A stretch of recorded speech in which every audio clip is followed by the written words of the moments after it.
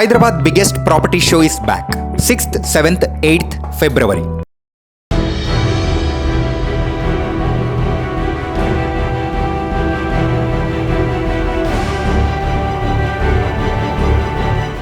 వారం రోజులు కావస్తున్నా ఇప్పటి వరకు కూడా చెల్లపల్లిలో జరిగిన ఆ విషాదం గురించి మిస్టరీ అనేది కూడా వీడలేదు.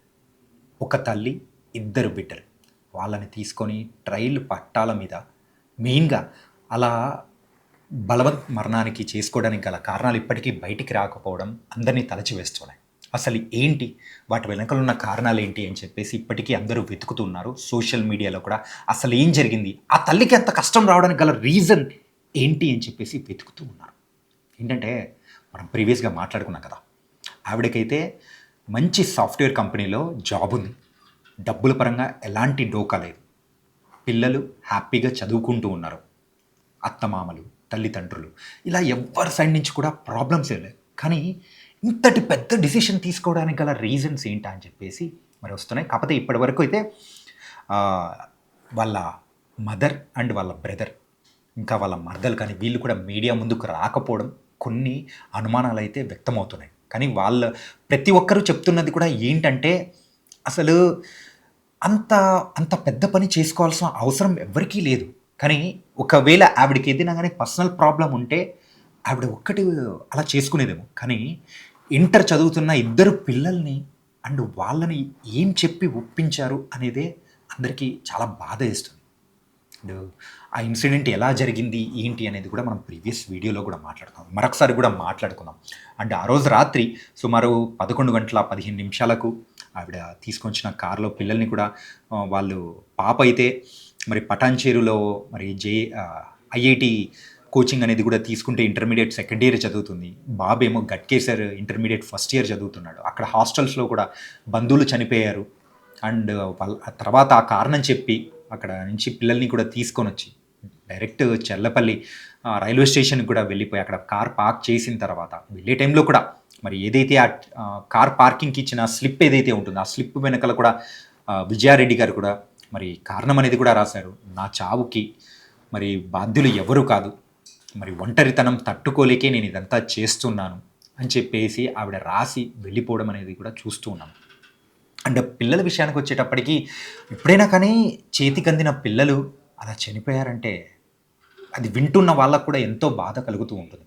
ప్రజెంట్ ఇప్పుడున్న జనరేషన్లో పిల్లలు ఎంత ఫాస్ట్గా ఉన్నారు, వాళ్ళ లైఫ్ గురించి కూడా ఎన్ని ఆశలు పెట్టుకొని ముందుకు వెళ్తూ ఉన్నారు అనేది కూడా మనం చూస్తూ ఉన్నాం. ఆల్రెడీ ఐఐటీలో సీట్ కొట్టాలని ఎన్నో ఆశలతో మరి చేతనారెడ్డి అమ్మాయి ఎన్ని కలలు కనిందో, మళ్ళీ ప్రిపేర్ అవుతున్న టైంలో సడన్గా ఆవిడ ఏం చెప్పి ఒప్పించి మరి అలా చేసుకోవడానికి గల కారణం ఏమైపోయిందో. మరి అమ్మాయే కాకుండా అబ్బాయి ఇంటర్ ఫస్ట్ ఇయర్ చదువుతున్నాడు, టీనేజర్. మరి ఆ అబ్బాయికి కూడా ఏం చెప్పారు ఏమో. కానీ ఇలా కారణాలు చెప్పుకుంటూ వెళ్తుంటే ఇది ఒక మిస్టరీగా అలాగే ఉండిపోతుందా అనేది ప్రశ్నలు కూడా బయటకు వస్తున్నాయి. అంటే వాళ్ళ హస్బెండ్ మరి దుబాయ్లో జాబ్ చేస్తుంటారు సురేందర్ రెడ్డి గారు, ఆయన కూడా వచ్చి డబ్బుల పరంగా కానీ అండ్ ఎలాంటి ప్రాబ్లమ్స్ అనేది కూడా లేదు. ఒకవేళ ఒంటరితనం అనేది కూడా ఉంటే నాకు ఏదన్నా షేర్ చేసుకుంటే నేనే వచ్చేసిండేవాడిని, వాళ్ళకంటే నాకు ఎక్కువ ఏం కాదు కదా అని చెప్పేసి కూడా ఆయన అండం అనేది కూడా మనం వింటూ ఉన్నాం. కానీ పిల్లలు కూడా ఎంతో చక్కగా చదువుకుంటూ ఉన్నారు. ఒంటరితనంగా ఫీల్ అయిపోతే నాకు ఒక్క మాట చెప్పినా కానీ నాకున్నది జాబ్ అయినా ఏదైనా కానీ వదులుకొని వచ్చి ఫ్యామిలీ కోసం బతుకుతూ నేను అక్కడికి వెళ్ళి దుబాయ్లో జాబ్ చేస్తూ మరి సంపాదించిన డబ్బులు అనేది కూడా ఫ్యామిలీ కోసమే.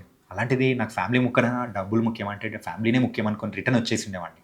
ఇలా జరగడం అనేది ఆయనను తీవ్ర శోకానికి కూడా గురైపోయేలా చేస్తుంది. అండ్ వాళ్ళ ఇంటి దగ్గర ఉప్పల్ రాఘవేంద్ర నగర్లో వాళ్ళు నివసమిస్తున్న ఇంటి దగ్గర కూడా మరి చుట్టుపక్కల వాళ్ళు అండ్ చాలామంది కూడా అసలు దీనికి గల కారణాలు ఏంటి అనేది వెతుకుతూ ఉన్నారు. అండ్ ఇప్పటివరకు అయితే 8 మంది వరకు కూడా పోలీసులు విచారించి అసలు ఇంకా తెలియని కోణం ఏదైనా ఉందా, ఇంత పెద్ద డిసిషన్ తీసుకోవడానికి గల రీజన్స్ ఏంటి అనేది కూడా పోలీసులు వెతుకుతూనే ఉన్నారు రోజు రోజుకి. అండ్ సోషల్ మీడియాలో అయినా కానీ న్యూస్లలో అసలు విజయారెడ్డి గారికి కానీ అండ్ వాళ్ళ పిల్లలకు ఇలా ఇంత పెద్ద డిసిషన్ తీసుకోవడానికి గల రీజన్స్ ఏంటి అని చెప్పేసి కారణాల కోసం వెతుకుతూ ఉన్నారు. అంటే ఆ న్యూస్ ఎక్కడన్నా కనిపించింది అంటే మరి అంటే ఇంకా ఏదైనా అప్డేట్స్ వచ్చాయని కూడా వెతుకుతూ ఉన్నారు. కానీ ఇంతటి డెసిషన్ తీసుకోవాలంటే ఎంత ధైర్యం ఉండాలి? ఎంత బాధొచ్చి ఉంటుంది? ఆ విజయారెడ్డి గారి గుండెల్లో మరి ఎవ్వరూ తీర్చలేని మరి ఆ బాధ ఏంటా అనేది కూడా ఇప్పటి వరకు అర్థం కావట్లేదు. కానీ చూస్తున్న వాళ్ళకు మాత్రం ఒకటే చెప్పుకునేది. ఎంత పెద్ద బాధొచ్చినా కానీ ఖచ్చితంగా దానికంటూ ఒక సొల్యూషన్ అనేది కూడా ఉంటది. ఆ సొల్యూషన్ వెతుక్కోవాలి కానీ ఇలాంటి డెసిషన్ తీసుకోవద్దు అని చెప్పేసి చాలామంది అంటూ ఉన్నారు. అండ్ వాళ్ళ మామయ్య అండ్ వాళ్ళ అత్తయ్య వాళ్ళు మాట్లాడిన మాటలు కానీ అన్నీ వింటూ ఉంటే అందరూ కూడా ఒకటే చెప్తూ ఉన్నారు.